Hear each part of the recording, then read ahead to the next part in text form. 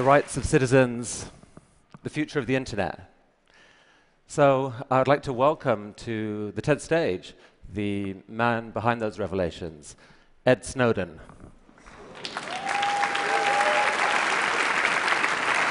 Ed is in a remote location somewhere in Russia, controlling this bot from his laptop, so he can see what the bot can see. Ed, welcome to the TED stage. What can you see, as a matter of fact? I can see everyone. This is amazing. Ed, some questions for you. You've been called many things in the last few months. You've been called a whistleblower, a traitor, a hero. What words would you describe yourself with? You know, everybody who's involved with this debate has been struggling over me and my personality and how to describe me. But when I think about it, this isn't the question that we should be struggling with. Who I am really doesn't matter at all. If I'm the worst person in the world, you can hate me and move on. What really matters here are the issues. What really matters here is the kind of government we want, the kind of internet we want, the kind of relationship between people and societies. And that's what I'm hoping the debate will move towards, and we've seen that increasing over time. If I had to describe myself, I wouldn't use words like hero, I wouldn't use patriot, and I wouldn't use traitor. I'd say I'm an American and I'm a citizen, just like everyone else. So just to give some context for those who don't know the whole story, This time a year ago, you were stationed in Hawaii, working as a consultant to the NSA. You had, as a sysadmin, you had access to their systems. And you began revealing certain classified documents to some hand-picked journalists, leading the way to June's revelations. Now, what propelled you to do this?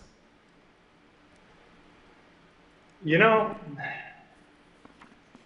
when I was sitting in Hawaii, and the years before when I was working in the intelligence community, I saw a lot of things that had disturbed me.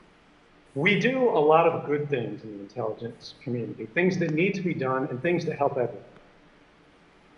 But there are also things that go too far. There are things that shouldn't be done and decisions that were being made in secret without the public's awareness, without the public's consent, and without even our representatives in government having knowledge of these programs. When I really came to struggle with these issues, I thought to myself, how can I do this in the most responsible way that maximizes the public benefit while minimizing the risks? And out of all the solutions that I could come with, out of going to Congress when there was no laws, there were no legal protections for a private employee, a contractor in intelligence like myself, there was a risk that I would be buried along with the information and the public would never find out. But the First Amendment of the United States Constitution guarantees us a free press for a reason. And that's to enable an adversarial press, to challenge the government, but also to work together with the government, to have a dialogue and debate about how we can inform the public about matters of vital importance without putting our national security at risk. And by working with journalists, by giving all of my information back to the American people, rather than trusting myself to make the decisions about publication, we've had a robust debate with a deep investment by the government that I think has resulted in a benefit for everyone. And the risks that have been threatened, the risks that have been played up by the government have never materialized. We've never seen any evidence of even a single instance of specific harm. So let's because of that, I'm comfortable with the decisions that I make.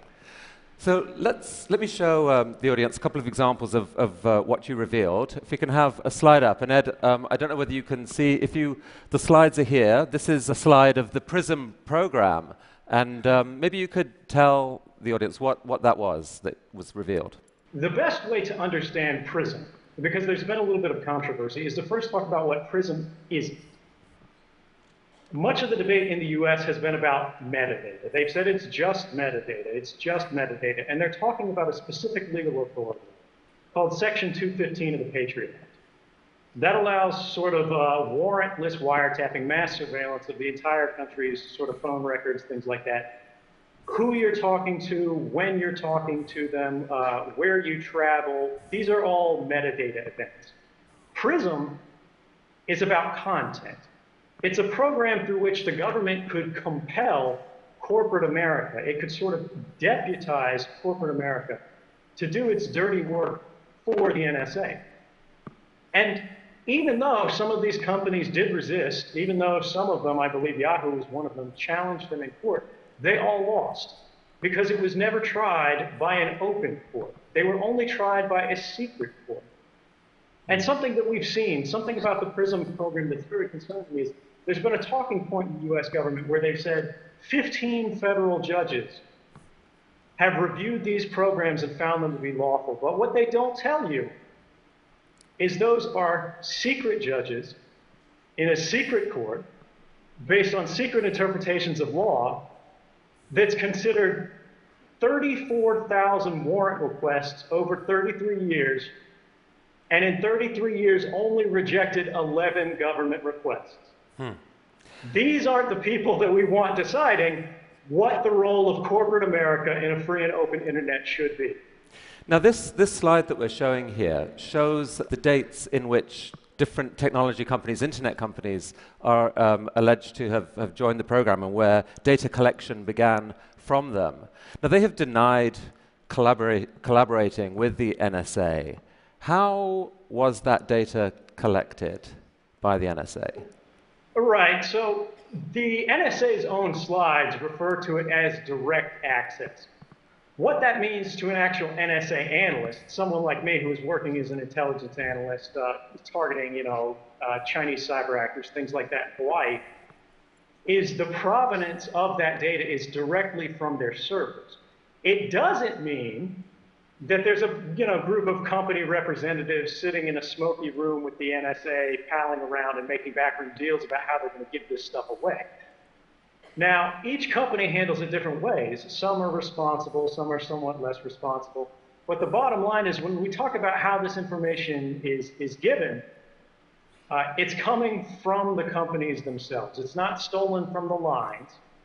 But there's an important thing to remember here. Even though companies pushed back, even though companies demanded, hey, let's do this through a warrant process. Let's do this, where we actually have some sort of legal review, some sort of basis for handing over these users' data. We saw stories in the Washington Post last year that weren't as well reported as the PRISM story that said the NSA broke in to the data center communications between Google to itself and Yahoo to itself.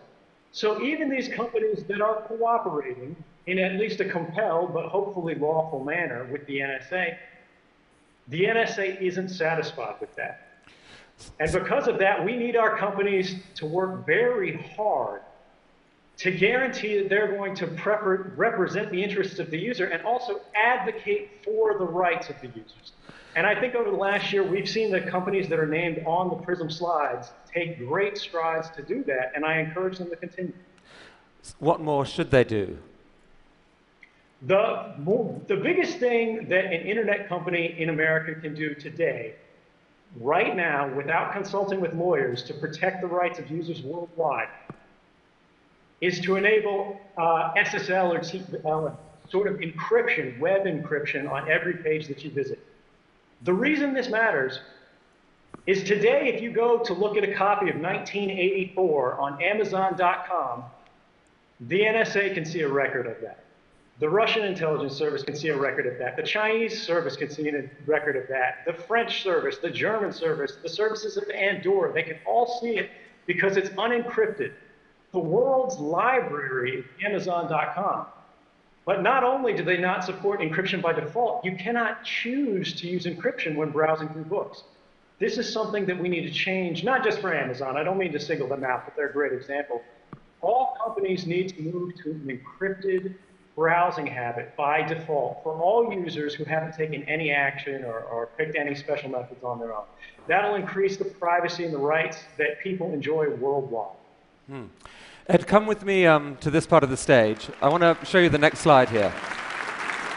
This is a program called Boundless Informant. What is that? So I've got to give credit to the NSA for using appropriate names on this. This is one of my favorite NSA cryptonyms. Boundless Informant is a program that the NSA hid from Congress. The NSA was previously asked by Congress, was there any ability that they had to even give a rough ballpark estimate of the amount of American communications that were being intercepted? They said no. They said we don't track those stats, and we can't track those stats. We can't tell you how many communications we're intercepting around the world, because to tell you that would be to invade your privacy. Now, I really appreciate that sentiment from them, but the reality when you look at this slide is not only do they have the capability already exists. It's already in place. The NSA has its own internal data format that tracks both ends of a communication. And if it says this communication came from America, they can tell Congress how many of those communications they have today, right now. And what Boundless Informant tells us is more communications are being intercepted in America about Americans than there are in Russia about Russians. I'm not sure that's what an intelligence agency should be aiming for. Ed, there was a story broken in the Washington Post, again from your data. The headline says, NSA broke privacy rules thousands of times per year. Tell us about that. We also heard in congressional testimony last year, it was an amazing thing for someone like me who came from the NSA and who's seen the actual internal documents, knows what's in them, to see officials testifying under oath that there have been no abuses, that there have been no violations of the NSA's rules, when we knew this story was coming. But what's especially interesting about this, about the fact that the NSA has violated their own rules, their own laws, thousands of times in a single year, including one event by itself, one event out of those 2,776, that affected more than 3,000 people. In another event, they intercepted all the calls in Washington, D.C. by accident. What's amazing about this report that didn't get that much attention, is the fact that not only were there 2,776 abuses, the chairman of the Senate Intelligence Committee, Dianne Feinstein, had not seen this report until the Washington Post contacted her asking for comment on the report. And she then requested a copy from the NSA and received it, but had never seen this before that. What does that say about the state of oversight in American intelligence when the chairman of the Senate Intelligence Committee has no idea that the rules are being broken thousands of times every year? Ed, one response to this whole debate is this. It's why should we care about all this surveillance, honestly? I mean, look, if you've done nothing wrong, you've got nothing to worry about. What's wrong with that point of view? Well, so the first thing is you're giving up your rights. You're saying, hey, I don't think I'm going to need them, so I'm just going to trust that, let's get rid of them. It doesn't really matter. These guys are going to do the right thing. Your rights matter because you never know when you're going to need them. Beyond that, it's a part of our cultural identity, not just in America, but in Western societies and in democratic societies around the world. People should be able to pick up the phone and to call their family. People should be able to send a text message to their loved ones. People should be able to buy a book online. They should be able to travel by train. They should be able to buy an airline ticket without wondering about how these events are going to look to an agent of the government, possibly not even your government, years in the future. How they're going to be misinterpreted and what they're going to think your intentions are. We have a right to privacy. We require warrants to be based on probable cause or some kind of individualized suspicion because we recognize that trusting anybody, any government authority, with the entirety of human communications in secret and without oversight is simply too great a temptation to be ignored. Some people are furious at what you've done. I heard a quote recently from Dick Cheney, who said that Julian Assange was a flea bite. Edward Snowden is the lion that bit the head off the dog. He thinks you've committed one of the worst acts of betrayal in American history. What would you say to people who think that? Dick Cheney is really something else.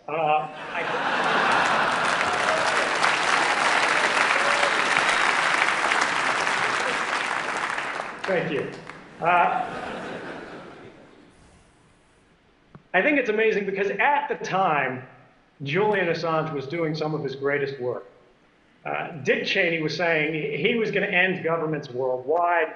The skies were going to ignite and the seas were going to boil off. And now he's saying it's a flea bite. So we should be suspicious about the same sort of overblown claims of damage to national security from these kind of officials. But let's assume that these people really believe this. I would argue that they have kind of a narrow conception of national security. The prerogatives of people like Dick Cheney do not keep the nation safe. The public interest is not always the same as the national interest.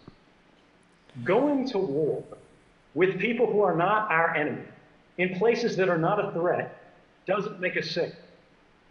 And that applies whether it's in Iraq or on the internet. The internet is not the enemy. Our economy is not the enemy.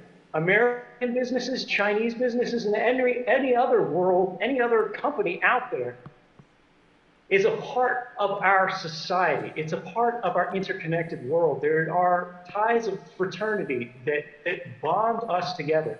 And if we destroy these bonds by undermining the standards, the security, the manner of behavior that nations and citizens all around the world expect us to abide by.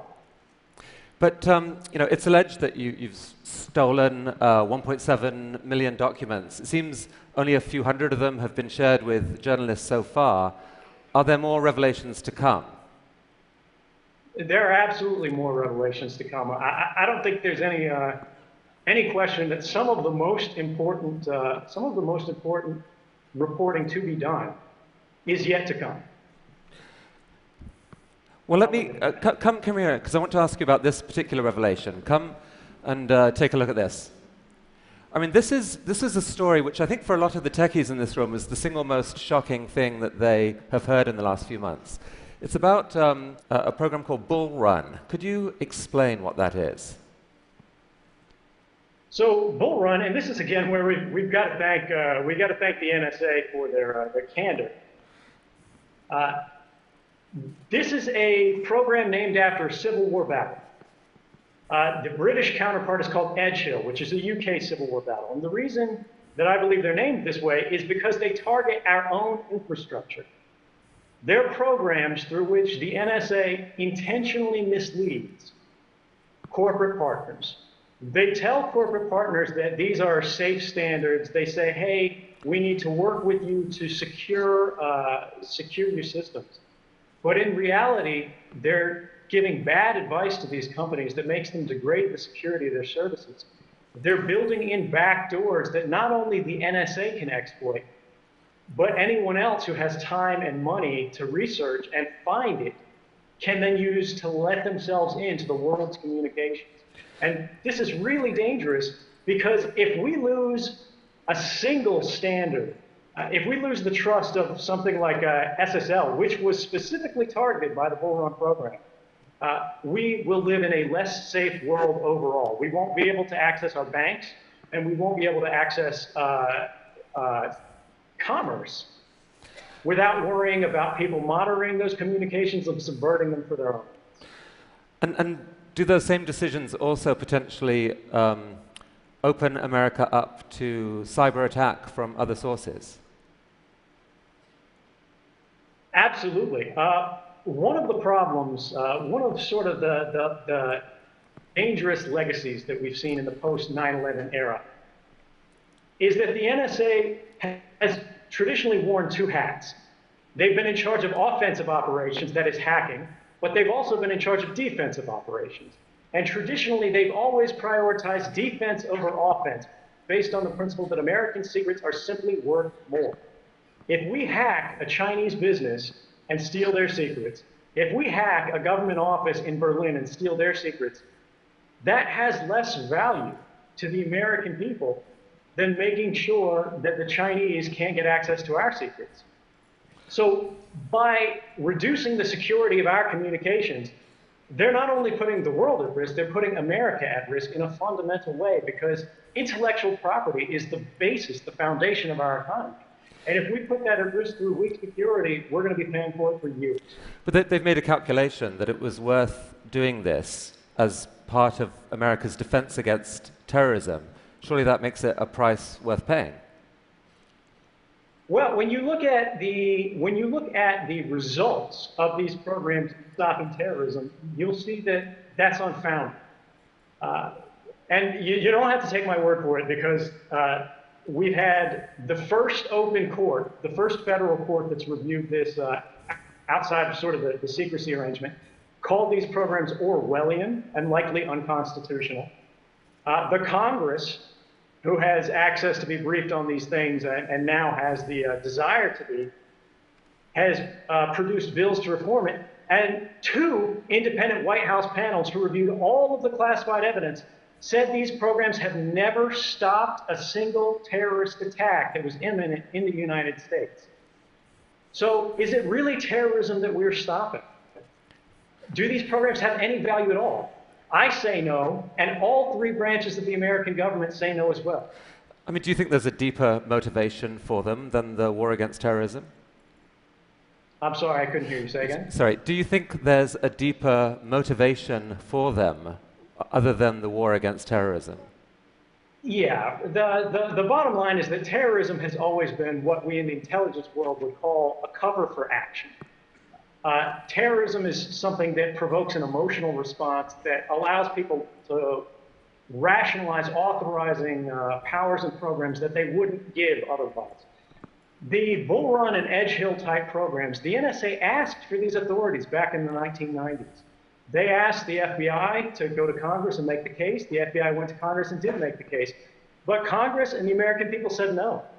They said it's not worth the risk to our economy. They said it's worth too much damage to our society to justify the gains. But what we saw is in the post-9/11 era, they used secrecy and they used the justification of terrorism to start these programs in secret without asking Congress, without asking the American people. And it's that kind of government behind closed doors that we need to guard ourselves against, because it makes us less safe and it offers no value.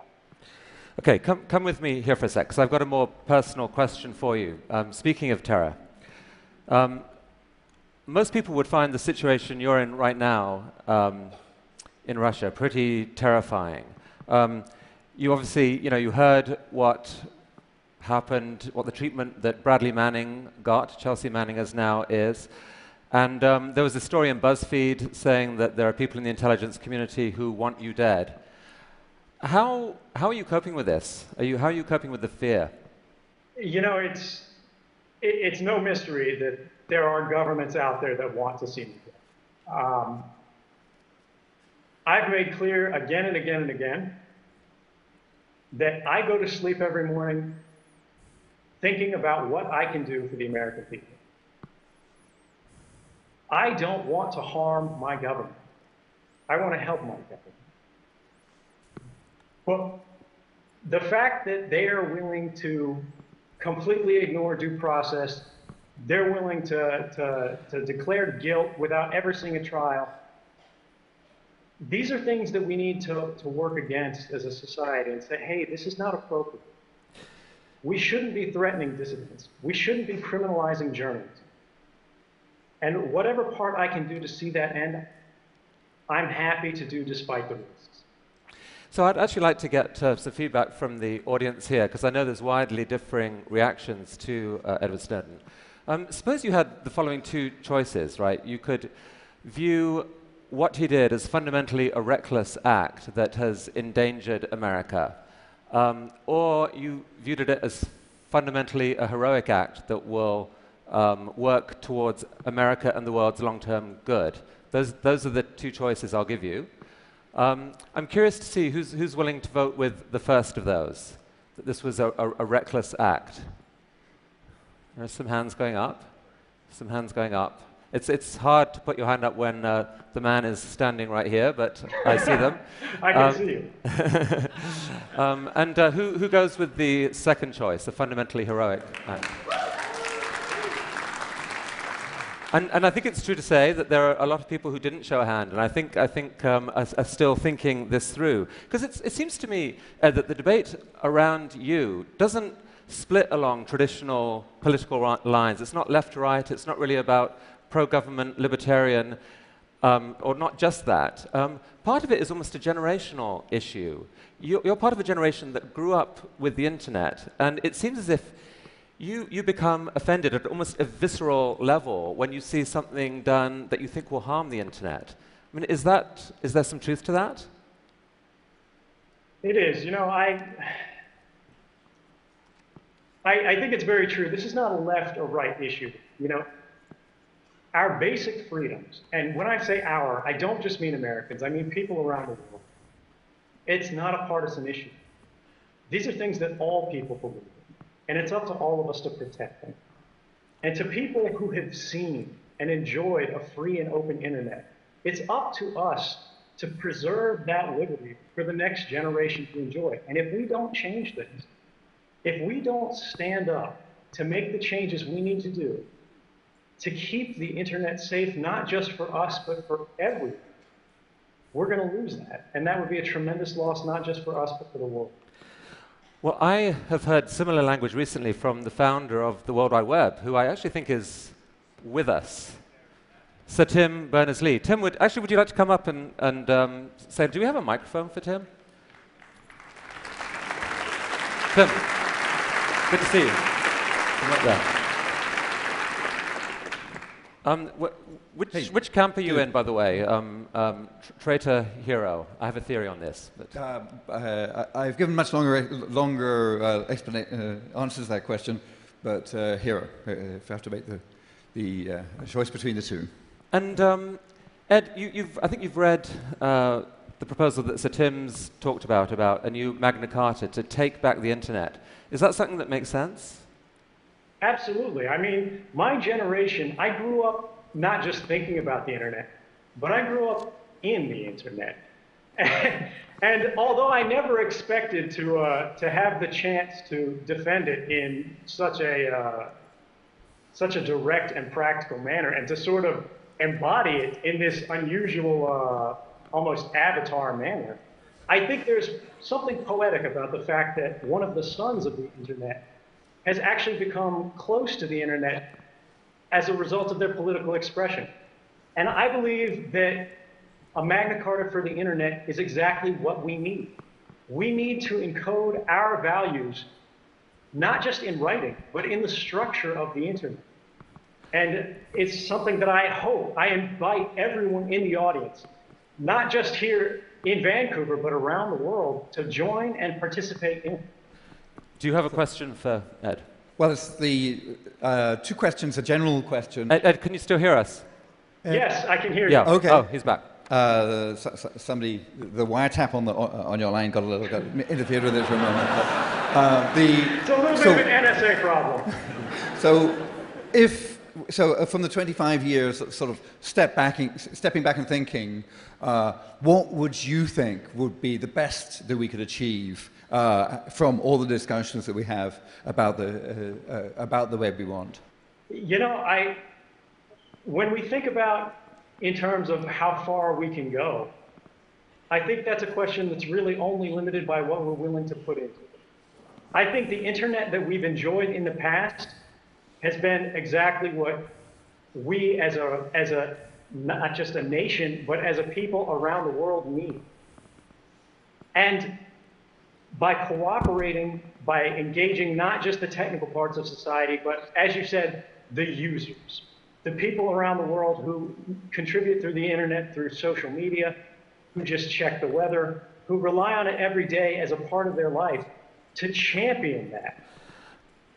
We'll get not just the internet we've had, but a better internet, a better now. something that we can use to build a future that'll be better not just than what we hoped for, but anything that we could have imagined. It's 30 years ago that TED was founded, 1984. A lot of the conversation since then has been along the lines that actually George Orwell got it wrong. It's not Big Brother watching us. We, through the power of the web and transparency, are now watching Big Brother. Your revelations kind of drove a stake through the heart of that rather optimistic view. But you still believe there's a way of doing something about that.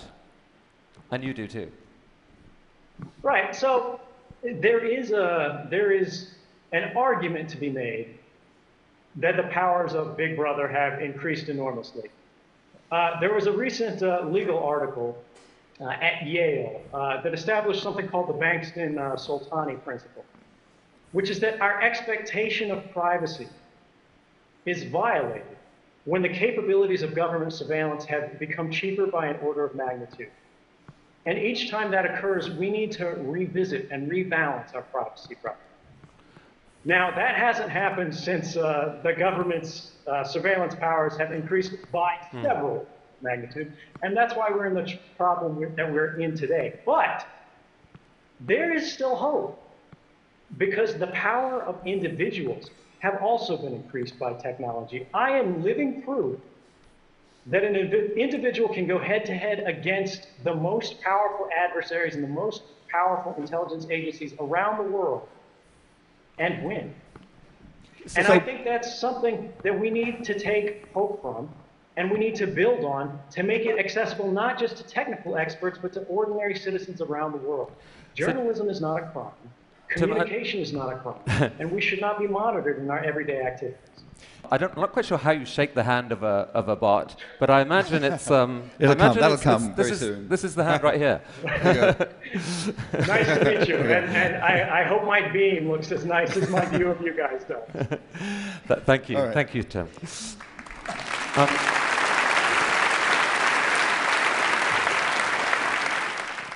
I mean, the New York Times recently called for an amnesty for you. Would you welcome the chance to come back to America? Absolutely. I mean, there's really no question.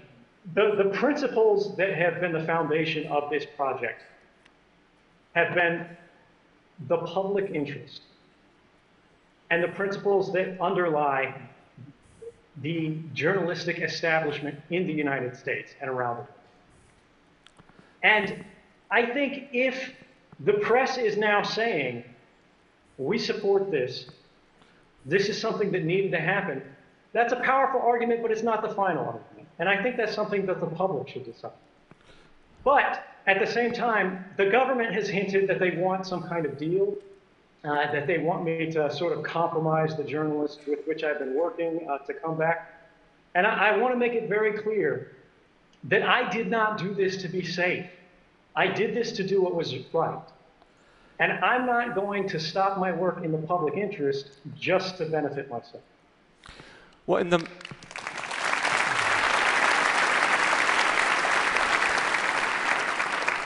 the meantime, courtesy of the internet and this technology, you're here back in North America, not quite the US, Canada, in this form. I'm curious, I mean, how does that feel?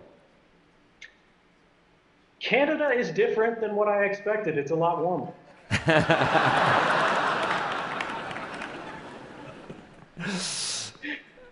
The mission is ideas worth spreading. If you could encapsulate it in a single idea, what is your idea worth spreading right now at this moment? I would say the last year has been a reminder that democracy may die behind closed doors, but we as individuals are born behind those same closed doors. And we don't have to give up our privacy to have good government. We don't have to give up our liberty to have security.